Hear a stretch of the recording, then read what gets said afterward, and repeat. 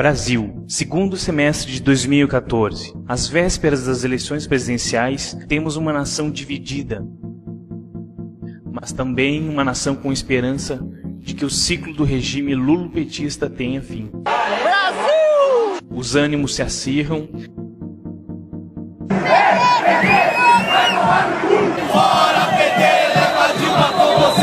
Principalmente em quem antevê uma derrota vexatória. Partido Comunista Brasileiro!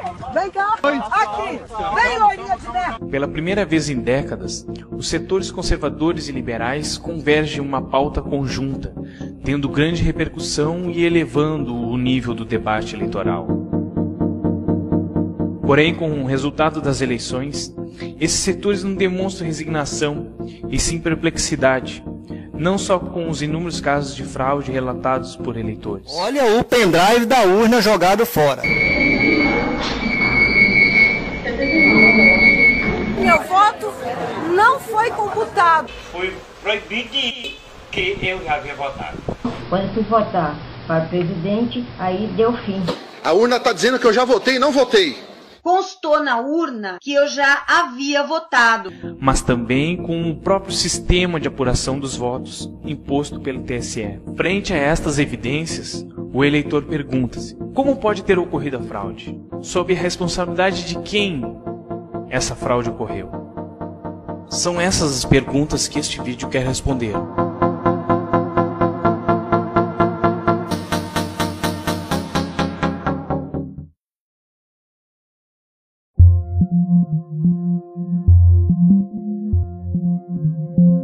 Mas para entendermos todos os fatores envolvidos, devemos retroceder no tempo, mais exatamente 2 de julho de 1990, na cidade de São Paulo. Esse é o ano da criação do Foro de São Paulo. Esta organização foi criada por iniciativa de Fidel Castro e de Luiz Inácio Lula da Silva. O começo dos anos 90 estavam registrando a queda de inúmeros países totalitários comunistas, tanto no leste europeu quanto o próprio sistema soviético. Assim, o regime cubano ficou sem as mesadas da União Soviética e sem os compradores generosos do açúcar cubano. Dessa forma, Castro precisava de uma alternativa para poder manter o regime de Cuba. O objetivo principal do Foro de São Paulo é a reunião de partidos, movimentos e até de grupos criminosos e narcoterroristas como Mir, Nelson Gutiérrez e Líbio Pérez. Colômbia, Danilo Trujillo. Por el M-19, Germán Rojas e as Farc. Ao final de cada reunião do Foro de São Paulo, esses grupos de esquerda saem com declarações finais que devem ser deliberativas, ou seja, dali saem as ações que os partidos devem adotar no próximo ano, com o objetivo de aprofundar o socialismo no continente. Um regime é socialista ou comunista quando o Estado legisla e controla praticamente todos os aspectos da vida de seus cidadãos. Mas Lula é socialista? Mas eu não vou viver mais 30 anos. E eu quero chegar ao poder logo. Pragmaticamente. O que eu faço com o Olívio Dutra, que vai ser candidato a governador? Eu peço para ele não ser candidato e ficar organizando a sociedade socializante? Ou eu quero que ele ganhe as eleições, que vereadores do PT se elejam, que prefeitos, e a gente vai mudando a relação do Estado com a sociedade e vai contribuindo com ela. Os dois ex-operários, Valwença e Lula, sempre tiveram uma relação de rivalidade. Nesta entrevista, o polonês afirma que o presidente Lula quer implantar o socialismo no Brasil. Por ocasião do 4º Foro de São Paulo, realizado em 1993, em Cuba, Fidel Castro disse: o que pode fazer a esquerda latino-americana que não seja a consciência para a unidade? Isso, a unidade, deve ser inscrita nas bandeiras da esquerda. Nenhum futuro teremos sem a integração. Veja que Castro está falando em unidade, em integração em 1993. A cada ano, mais e mais países latino-americanos têm adotado políticas pró-Cuba. Era o que o regime cubano necessitava para ser novamente financiado. e encaminhando esses países rumo ao socialismo. Venezuela, Equador, Bolívia, El Salvador, Argentina. E o Brasil? Qual o papel do Brasil na estratégia do Foro de São Paulo? A política externa brasileira dá alguns exemplos de como o Brasil foi permissivo nos últimos anos com as nações governadas por representantes do Foro de São Paulo. Vide o caso das refinarias de petróleo na Bolívia, a revisão do contrato de energia produzida na hidrelétrica de Itaipu, o projeto Mais Médicos, onde médicos cubanos são trazidos para trabalhar no país e parte do salário desses profissionais vai diretamente para o regime dos irmãos Castro. O Porto de Mariel, em Cuba, uma obra inconstitucional realizada no governo Dilma e que custou milhões ao erário público da nação. Sobre isso, o embaixador Luiz Felipe Lampreia explica melhor. É explicável por uma palavra simples, chama-se Foro de São Paulo. Foro de São Paulo era um pacto dos partidos de esquerda para chegar ao poder e, chegando ao poder, para conservar o poder. Então, um pacto de solidariedade partidária, né? E isso, a meu ver, explica Lula, explica a posição em relação ao Paraguai, explica a posição em relação ao Chávez, explica a condescendência em relação a Evo Morales. Esse, eu acho, o fio condutor é essa solidariedade partidária. Assim, o Brasil, nas palavras do professor Olavo de Carvalho, funciona como a galinha dos ovos de ouro dentro do Foro de São Paulo. Seu papel é o de ser mantenedor dos regimes comunistas, e quem paga essa festa é o contribuinte brasileiro.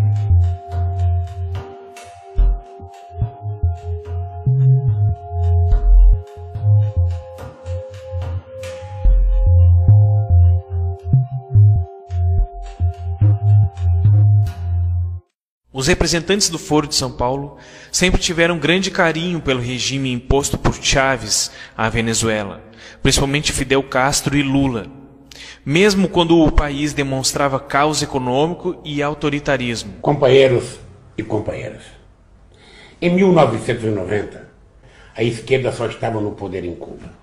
Hoje, governamos um grande número de países, e mesmo onde ainda somos oposição, os partidos do Fórum têm uma influência crescente na vida política e social. Os governos progressistas estão mudando a face da América Latina. Graças a eles, o nosso continente se desenvolve de modo acelerado, com crescimento econômico, criação de empregos, distribuição de renda e inclusão social. O estopim da crise, o racionamento de energia, destampou um barril de pólvora. O governo tenta garantir o controle sobre a opinião pública e a economia. Bloqueia canais de televisão, encampa supermercados, sem conseguir manter a calma no país. O desajuste nas finanças públicas chegou ao limite. E da noite para o dia, o Bolívar passou a valer a metade em relação ao dólar. Chávez colocou o exército para controlar a inflação. Em 30 dias, quase 2.000 estabelecimentos foram fechados.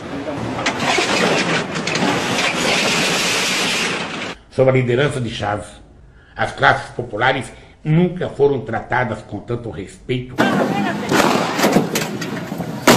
carinho e dignidade. Volta a fita. Sob a liderança de Chávez, as classes populares nunca foram tratadas com tanto respeito, carinho e dignidade. Chávez, conte comigo. Conte conosco do PT. Conte com a solidariedade e apoio de cada militante de esquerda, de cada democrata e de cada latino-americano. Tua vitória será a nossa vitória. Com a morte de Chávez e com o medo de que o chavismo tivesse fim, Lula mais uma vez interfere nos interesses da nação venezuelana e defende a eleição de Nicolás Maduro.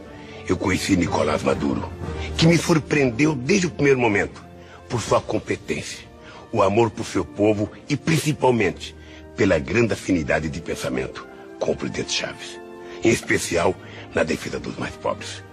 Maduro se destacou brilhantemente na luta para projetar a Venezuela no mundo e na construção de uma América Latina mais democrática e solidária.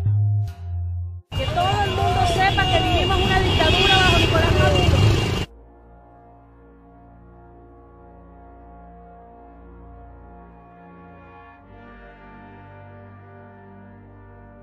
E como se consolidou o regime comunista bolivariano na Venezuela? Foi através de plebiscitos e de decretos presidenciais que o regime chavista conseguiu impor de forma legal o seu socialismo bolivariano, ou o seu socialismo do século XXI. Assim, mascara-se o autoritarismo do regime como vontade popular. Mas como são organizadas as eleições e esses plebiscitos na Venezuela? A Venezuela possui um sistema de votação eletrônica que, apesar de usar tecnologia superior à do Brasil, ou seja, que possibilita a recontagem dos votos, o sistema venezuelano é parecido com o brasileiro no tocante ao autoritarismo da justiça eleitoral.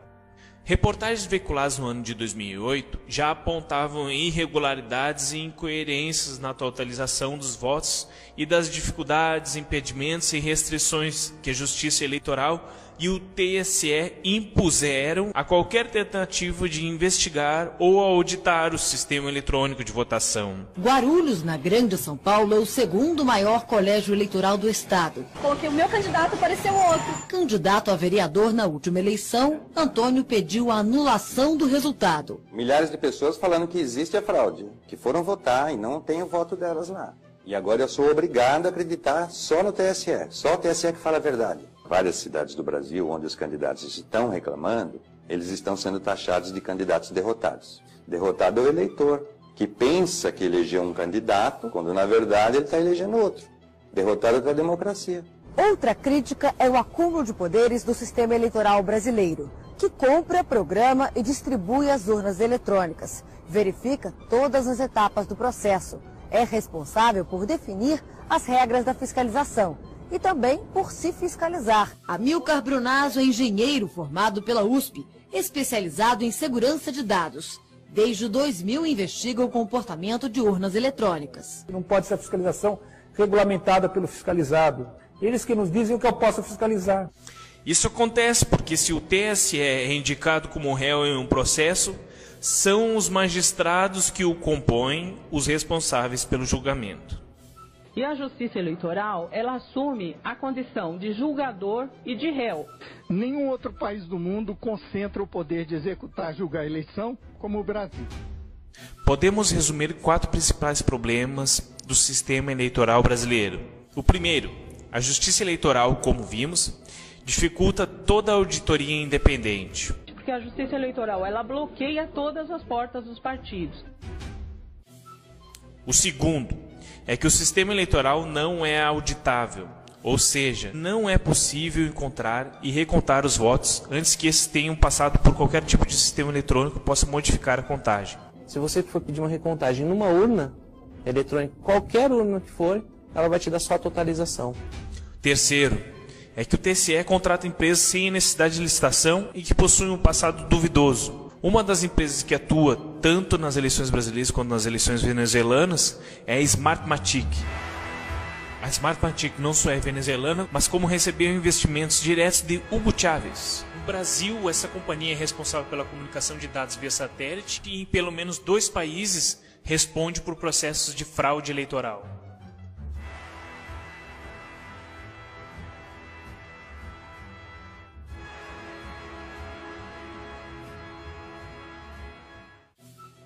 Já a empresa responsável pelo código-fonte não dá respostas coerentes para a permanência de programas que facilitam que códigos piratas rodem no sistema. Nesse código-fonte existe um artefato chamado Inserator que permite validar um programa que não seja o oficial. Eu usaria esse programa se fosse fraudar uma eleição. E por último, a Diebold é a companhia que fornece as urnas eletrônicas ao TSE. E já teve provado que seus aparelhos são muito fáceis de serem invadidos.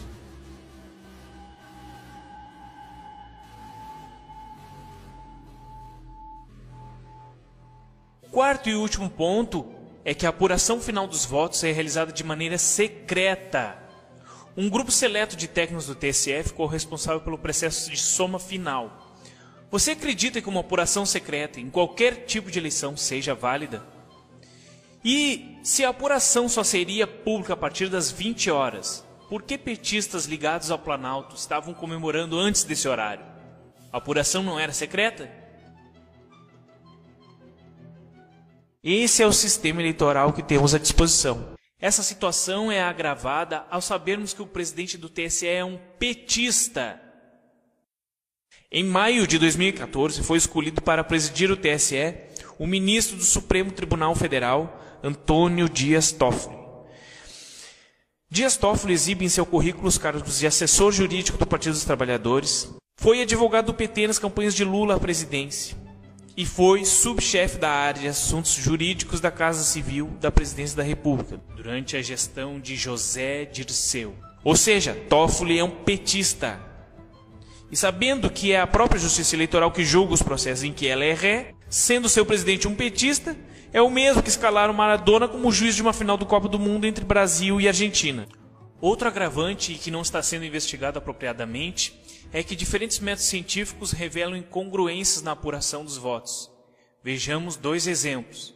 As inconformidades encontradas no comportamento probabilístico dos votos através de modelos estatísticos baseados na lei de Benford. E na constatação de que qualquer programador, através de poucas linhas de código e com acesso às urnas eletrônicas, pode converter votos de um candidato a outro. A prova peremptória de que ocorreu a fraude não há. Porém, sobram evidências e um sem número de falhas no sistema eleitoral. E além disso, um partido que arquitetou os 2 maiores esquemas de corrupção da história republicana. Um partido que mente. Um partido ligado a diversas ditaduras e regimes autoritários. Um partido que mata. Um partido ligado ao narcotráfico. Enfim, um partido que mais parece uma organização criminosa e com todos os meios necessários à disposição, teria algum impedimento moral para não fraudar as eleições? Se essa situação não for denunciada, o socialismo pode ser implantado com uma maquiagem democrática em nosso país e em todo o continente americano.